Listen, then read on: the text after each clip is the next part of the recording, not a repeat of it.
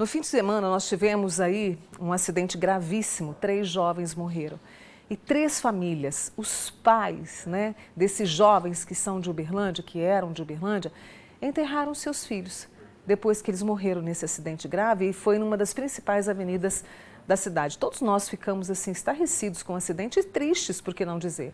Jovens de 20 e poucos anos que faziam planos, que tinham seus amigos, que tinham seus sonhos. E como dizem, né, parece uma inversão do ciclo natural da vida. E é uma dor, eu imagino, quer dizer, eu tento imaginar, sem precedentes. E que muitos de nós, assim, a gente não consegue mensurar. Que dor é essa de perder um filho, né? E aí a gente ficou se perguntando ontem, como é que esses pais podem recomeçar depois dessas vidas arrancadas? Que tipo de apoio podem procurar? E quem topou o desafio de conversar conosco é a psicóloga, a Jaqueline Gouveia aqui. E eu quero dizer que se você conhece alguém ou está passando por isso, fique à vontade para conversar comigo aqui no nosso WhatsApp. Estou sempre de olho em você, 99897-1000. Jaqueline, obrigada por ter vindo conversar comigo hoje, viu? É uma satisfação e sempre que puder, né, a gente está aí tentando ajudar o pessoal da melhor maneira possível. A gente ficou pensando ontem, sabe, Jaqueline, porque assim, os pais foram dormir e acordaram com os filhos mortos. Uhum. É uma dor sem precedentes, né? Como é que fica a vida desses pais depois, assim, porque é tudo tão avassalador? Tá. Eu acho que definir em uma palavra seria catastrófico, né? Existe um desequilíbrio dentro da rotina dessa família a partir de agora. Os amigos, né, os familiares, todos aqueles que conviviam com esses jovens, de certa maneira, acabam agora tendo que conviver com o nada. Né? O que seria esse nada? A falta de presença dessas pessoas, né? E aí entra no processo de luto. Cada um vai entrar em uma proporção, vai ter uma medida, vai depender de várias tratativas, é muito individual. O que seria? Um pai enterrar um filho, como você mesma disse, faz uma inversão, basicamente, daquilo que a gente espera do natural. Né? Daquilo que é uma programação da natureza. Outra coisa já é um amigo, outra coisa é a sociedade, por exemplo, que fica impactada também. A gente teve aí uma situação de tragédia, né? E de certa maneira as pessoas também sentem muito isso. Então cada pessoa vai passar por essa situação de uma maneira diferente, mas vão vivenciar estágios e etapas de um luto. Tá certo? E aí esse luto, que para nós, né, eu até gostaria que você falasse as fases do luto que a gente tem. Ele é o mesmo para esses pais? Porque eu fico pensando assim, o desespero, porque o luto tem fases, né? Isso já foi definido. Mas para esses pais funciona da mesma forma, Jaqueline? Eu queria que você enumerasse para a gente, por favor. Funciona sim. Todo mundo vai passar. O que vai alternar aqui, basicamente, é o nível de intensidade, de dor, de sofrimento realmente diante dessa questão do luto. Quais que são as fases, né? Vamos lá, não necessariamente elas vão acontecer na ordem que eu vou falar, algumas pessoas vão em uma fase lá na frente, vivenciam outra aqui atrás, mas toda pessoa vai passar por essas etapas, tá? Alternando só na intensidade. Com situações geralmente dessa proporção que são trágicas, de início tende a chegar uma negação, que seria a primeira etapa, tá?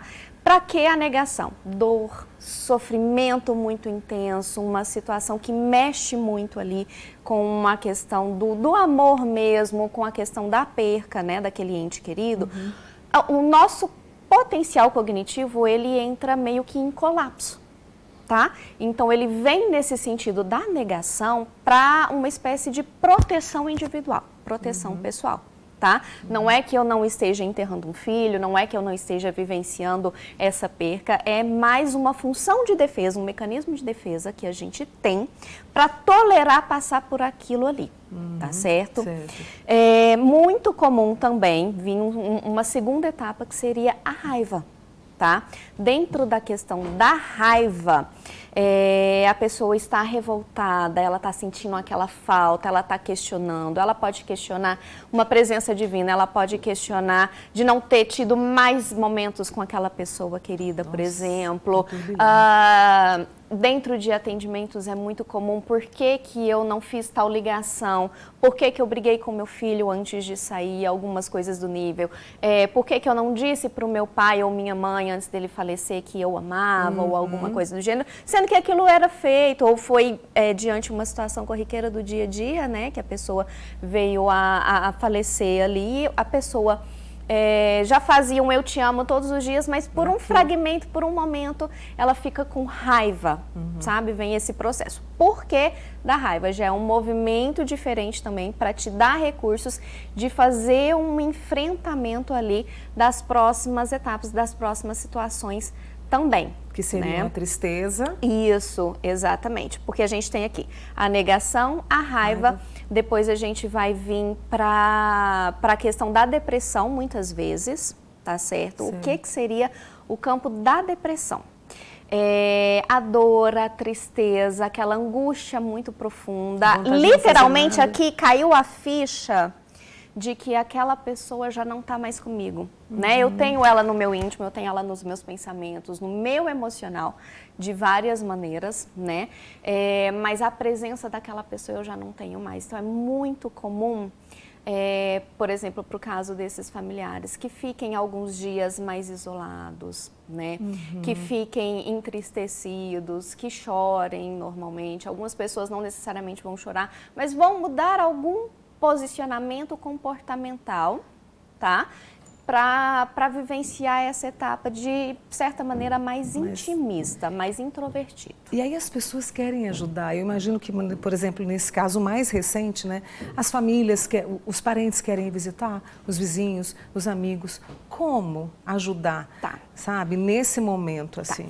Primeiro, é um desafio, né? Falar sobre morte, falar sobre luto ainda é um dos temas tabus do campo da sociedade, exatamente, assim como vários outros.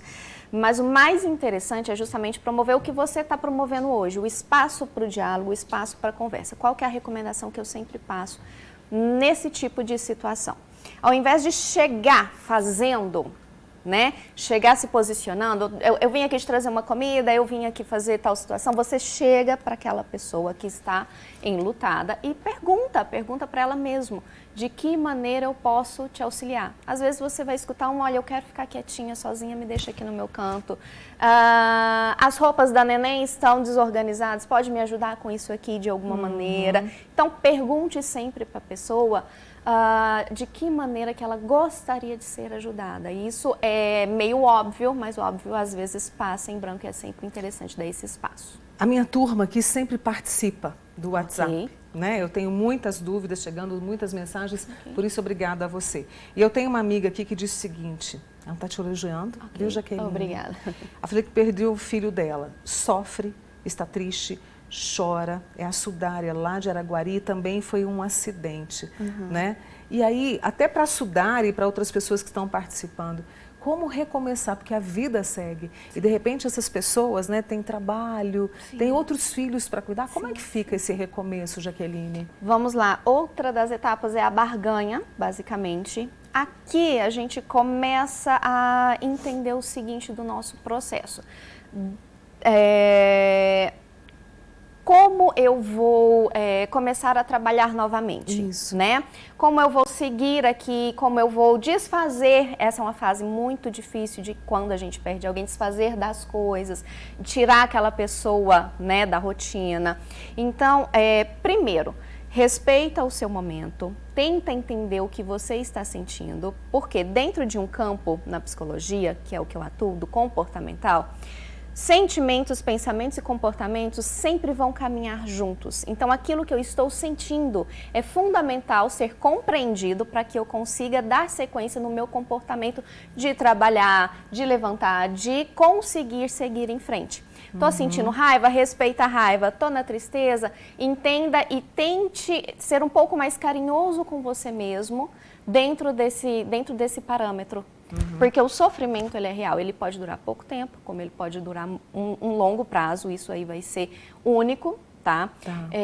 Então é interessante fazer e ter a noção daquela avaliação do que eu estou sentindo. Se é raiva, entenda essa raiva. Se eu estou no processo de barganhar aqui, barganhar com o divino, barganhar com o chefe, barganhar com uma questão interna mesmo. Por que isso aconteceu? Não deveria ser assim. Ah, mas foi assim, a pessoa estava sofrendo, então foi melhor para ela. Nossa, só aconteceu. Para assim seguir para o próximo estágio, que é, na verdade, o da superação. Ela vem. Ela vem. A dor não vai desaparecer, eu sempre falo isso. Mas é uma questão de tempo, de processamento e de entendimento, né? Dentro daquilo que a gente passa, ela tende a diminuir. Você consegue seguir a sua vida, tem aquela pessoa ainda próximo de você, do campo dos pensamentos e do seu sentimento, mas a dor tende a cessar e você consegue aos pouquinhos ir tomando medida na sua rotina. É uma conversa delicada, difícil, mas é uma conversa que traz alívio, né? E você, Jaqueline, nos trouxe isso, né? Trouxe aqui para os nossos amigos que estão acompanhando e eu acho que para as famílias que estão passando por essa situação. Então, muito obrigada. Eu que agradeço, tá bom? Tá bom, e volte mais vezes. Tá bom. Essa é a Jaqueline Gouveia, viu, gente? Primeira vez aqui conosco, vai voltar. Ela que é psicóloga e trouxe esse tema de uma forma muito clara pra gente. Bom feriado, viu, Obrigada Jaqueline? para você.